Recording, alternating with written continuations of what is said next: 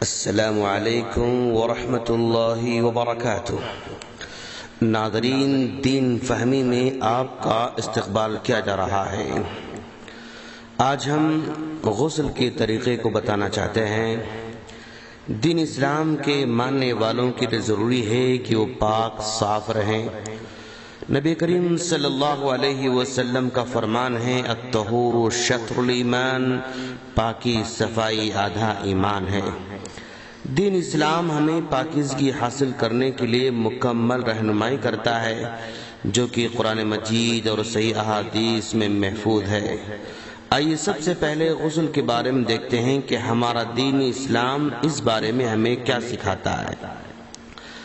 بعض لوگ شرم کی وجہ سے ایسے مسائل پوچھنے سے کتراتے ہیں، جبکہ صحیح نہیں ہے۔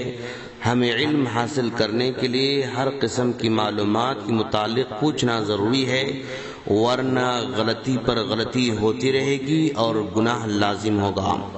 پہلے معلوم کریں کہ غسل کن کن حالات میں کرنا چاہیے۔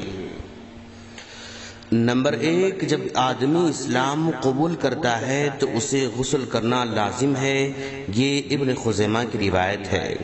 نمبر 2، جب آدمی بیوی کے ساتھ ہم بستری کرتا ہے تو غسل فرض ہو جاتا ہے، یہ بھی مسلم کی روایت ہے۔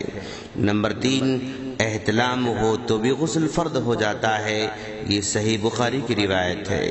نمبر 4، جمعہ کے دن ہر بالغ آدمی کو غسل کرنا ضروری ہے، یہ بخاری مسلم کی روایت ہے۔ نمبر 5، جو شخص میت کو نہلائے اسے غسل کرنا چاہیے، یہ ترمذی کی روایت ہے۔ نمبر 6، احرام باندھتے وقت بھی غسل کرنا ہوگا، یہ حاکم کی روایت ہے۔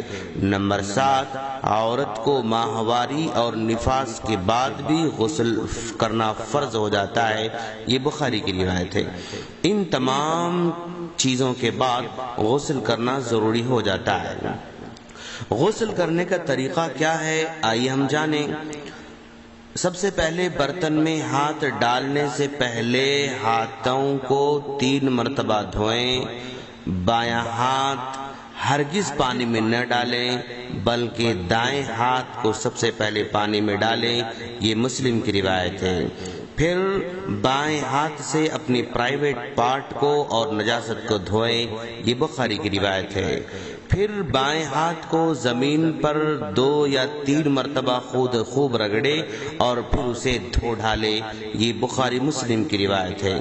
لیکن آج کل زمین پر رگڑنے کا مسئلہ تو نہیں ہے، البتہ اس کے بجائے صابن سے اپنے ہاتھ کو اچھی طرح سے دھو لے۔ پھر اسی طرح وضو کرے جس طرح نماز کے لیے وضو کیا جاتا ہے، یہ بخاری کی روایت ہے۔ یعنی 3 مرتبہ کلی کرے اور 3 مرتبہ ناک میں پانی ڈالے، کلی اور ناک میں پانی ایک چلوئی سے ڈالیں، یہ بخاری کی روایت ہے۔ پھر 3 مرتبہ چہرہ دھوئے اور 3 مرتبہ دونوں ہاتھ کوہنیوں تک دھوئے، یہ نسائی کی روایت ہے۔ پھر انگلیاں پانی سے تر کرے اور سر کے بالوں کی جڑوں میں خلال کرے، یہاں تک کہ سر کی جلد تر ہو جانے کا یقین ہو جائے۔ پھر سر پر 3 مرتبہ پانی بہائے، یہ بخاری کی روایت ہے۔ پھر باقی تمام بدن پر پانی بہائے، پہلے دائیں طرف بہائے پھر بائیں طرف بہائے، یہ بخاری کی روایت ہے۔ پھر دونوں پیر پاؤں 3 مرتبہ دھوئے، انگلیوں کے خلال کے ساتھ اپنے دائیں پیر کو اور پھر بائیں پیر کو، یہ بخاری کی روایت ہے۔ بس یہی غسل کا طریقہ ہے، اس کے علاوہ کچھ متفرق مسائل ہیں، یعنی پانی میں فضول خرچی نہ کرے، یہ ابو داؤد کی روایت ہے۔ اللہ کے رسول صلی اللہ علیہ وسلم جب غسل کرتے تو صرف 1.25 صاع 4 کلوگرام پانی استعمال کیا کرتے تھے، یہ بخاری کی روایت ہے۔ نہاتے وقت مکمل پردہ کرے، یہ ابو داؤد کی روایت ہے۔ اگر کوئی بند حمام میں برہنہ نہائے تو جائز تو ہے، لیکن بہتر یہی ہے کہ وہاں پر بھی سطر کو ڈھانپے رکھے۔ فرض غسل کرنے کے بعد دوبارہ وضو کرنے کی ضرورت نہیں ہے، یہ ترمذی کی روایت ہے۔ ناظرین، بس یہی غسل کا طریقہ ہے۔ ہم اللہ سے دعا کرتے ہیں کہ رب العالمین ہمیں دین کو سمجھ کر عمل کی توفیق عطا فرمائے، آمین۔